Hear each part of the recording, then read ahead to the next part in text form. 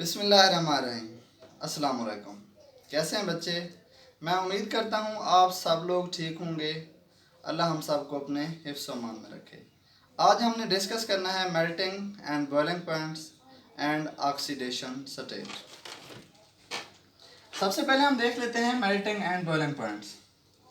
Melting और boiling points जो होते हैं ये हमें बताते हैं tells how strong the atoms are molecule, कि एक एटम या मॉलिक्यूल जो है वो कितना स्ट्रांग है। ये क्या हमें बताते हैं? मेल्टिंग और बॉइलिंग पॉइंट्स बताते हैं।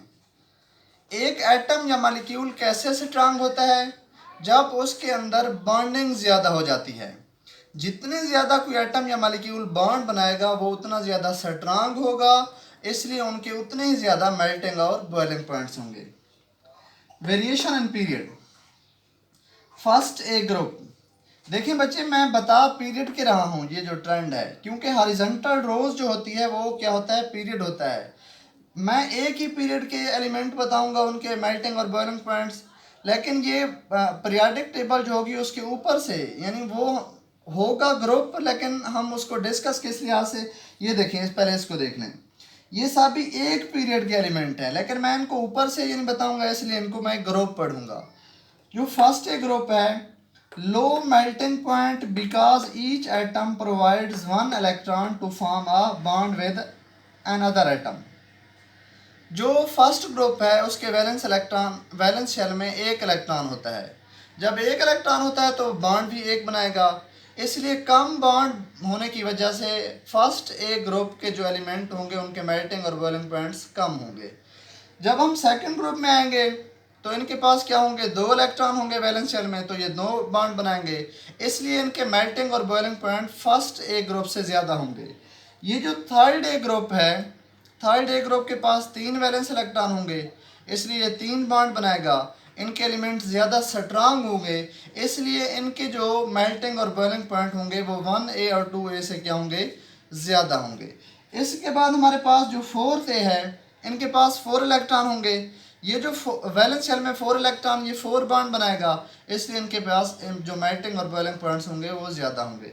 नेक्स्ट हमारे पास 5A, 6A, 7A, 8A, इनके मेल्टिंग और बॉइलिंग पॉइंट्स फिर कम होना शुरू हो जाते हैं। इसकी एक तो वजह ये हो सकती है क्योंकि ये स्मॉल एलिमेंट होते हैं, इनके दरमियान इंटरमॉलिक्यूलर फोर्सेस भी कम होती हैं। लेकिन एक और वजह भी है, जो फिफ्थ ए है, इनके पास वैलेंस शेल में कितने? 5 इलेक्ट्रॉन, 2 इलेक्ट्रॉन तो पेयर बना लेंगे, यानी एक लोन पेयर बन जाएगा, और 3 इलेक्ट्रॉन बच जाएंगे, वो 3 बॉन्ड बनाएंगे। देखिए कार्बन कितने बॉन्ड बना रहा था? 4 बॉन्ड। अब जो फिफ्थ ए ग्रुप के एलिमेंट होंगे वो 3 बॉन्ड बनाएंगे, इसलिए इनके मेल्टिंग और बॉइलिंग पॉइंट कम हो जाएंगे। इस तरह सिक्स्थ ए के 2 बॉन्ड बनाएंगे, सेवन्थ ए का 1, इसलिए उनके मेल्टिंग और बॉइलिंग पॉइंट इस तरह कम होते चले जाएंगे। Variation in groups. Group 1A और group 2A decrease due to increase in atomic size. Group 1A और 2A जब हम टॉप टू बॉटम नीचे मूव करते हैं तो क्या होता है? इनका एटॉमिक साइज इंक्रीज होता है। इस एटॉमिक साइज के इजाफे की वजह से इनके दरमियान जो बाइंडिंग फोर्सेस होती हैं वो वीकर हो जाती हैं।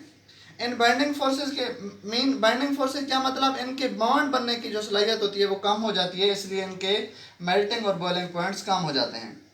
ग्रुप 7 थे, melting and boiling points increase because large molecule exert strong force of attraction due to their high polarisability. जो ग्रुप 7 थे के एलिमेंट हैं, fluorine, chlorine, bromine, iodine, astatine, ये मॉलिक्यूलर स्टेट में पाए जाते हैं। इन मॉलिक्यूल होने की वजह से इनके दरमियान फोर्सेस ऑफ अट्रैक्शन जो होती हैं वो ज़्यादा होती हैं। एक तो इनका साइज बढ़ जाता है, जब हम टॉप टू बॉटम नीचे मूव करते हैं तो साइज में इजाफे की वजह से पोलराइजेबिलिटी करेक्टर भी इंक्रीज होता है, इसलिए इनके मेल्टिंग और बॉइलिंग पॉइंट इंक्रीज कर जाते हैं। Last topic, oxidation state. Apparent charge on atom in a molecule. एक जो मॉलिक्यूल होता है उसमें जो एटम होते हैं उनके ऊपर जो अपेरेंट चार्ज होता है उसको हम कहते हैं ऑक्सीडेशन स्टेट। अगर हम एन ए कंपाउंड को देखें, एन ए कंपाउंड में दो या दो से ज़्यादा क्या होंगे? एलिमेंट होंगे, एटम होंगे, उनके ऊपर जो चार्ज, ये देखिए हमारे पास NaCl, ये कैसे आते हैं? नंबर ऑफ इलेक्ट्रॉन गेन्ड और lost by the atom. Na sodium एक एटम था, इसने क्या किया? एक इलेक्ट्रॉन लूज कर दिया, इसलिए इसके ऊपर जो चार्ज है पॉजिटिव, ये इसकी ऑक्सीडेशन स्टेट है। इस तरह क्लोरीन ने एक इलेक्ट्रॉन गेन किया, इसके ऊपर नेगेटिव चार्ज है, ये भी इसकी ऑक्सीडेशन स्टेट है। ये दोनों क्या हैं, एटम के अपेरेंट चार्ज हैं। जितने भी एलिमेंट जो फ्री स्टेट में पाए जाते हैं उनकी ऑक्सीडेशन स्टेट क्या होती है, जीरो। फर्स्ट ए ग्रुप के पास एक इलेक्ट्रॉन, इनकी ऑक्सीडेशन स्टेट भी 1। इस तरह सेकंड ए के पास 2, इनकी ऑक्सीडेशन स्टेट भी 2। इस तरह सो ऑन फोर्थ ए के पास। ये जो हमारे पास फिफ्थ ए है, इसके पास क्या होंगे, 5 इलेक्ट्रॉन वैलेंस शेल में। ये 5 इलेक्ट्रॉन लूज कर देगा या क्या करेगा, 3 इलेक्ट्रॉन हासिल करेगा। इसलिए इसके पास ये 2 कंडीशन हो सकती हैं। इसलिए ये जो फिफ्थ है, इसको 3 इलेक्ट्रॉन लूज करना आसान होगा, मोस्टली इसकी ऑक्सीडेशन स्टेट ये होगी। इस तरह हमारे पास ये जो सिक्स्थ है ग्रुप है, ये या तो 6 इलेक्ट्रॉन लूज कर देगा या 2 हासिल करेगा अपना ऑक्टेट मुकम्मल करने के लिए। लेकिन मोस्टली जो कंडीशन होगी वो 6 लूज नहीं करेगा बल्कि 2 हासिल करेगा, इसलिए इसके ऊपर -2 इसकी ऑक्सीडेशन स्टेट होगी। इसकी एग्जांपल ये जो H2SO4 है, ये सल्फर की ऑक्सीडेशन स्टेट इधर 6 है, +6। H2S इधर सल्फर की ऑक्सीडेशन -2 है। जो 7th है इसके पास, क्योंकि ये एक इलेक्ट्रॉन क्या करेगा, गेन करेगा, इसकी ऑक्सीडेशन स्टेट -1। 8th है, ना ही ये इलेक्ट्रॉन गेन करता है ना ही लूज करता है, इसलिए इसकी ऑक्सीडेशन स्टेट 0। ट्रांजिशन एलिमेंट एक से ज़्यादा ऑक्सीडेशन स्टेट शो करते हैं। इसकी वजह यह है क्योंकि इनके पास पार्शली फिल्ड डी ऑर्बिटल होते हैं। ये जो डी सब शेल होता है, इसमें मोस्टली ट्रांजिशन एलिमेंट में क्या होते हैं, पार्शली फिल्ड यानी फुल्ली फिल्ड नहीं होते, इसलिए इनमें क्या होते हैं, एक से ज़्यादा ऑक्सीडेशन स्टेट।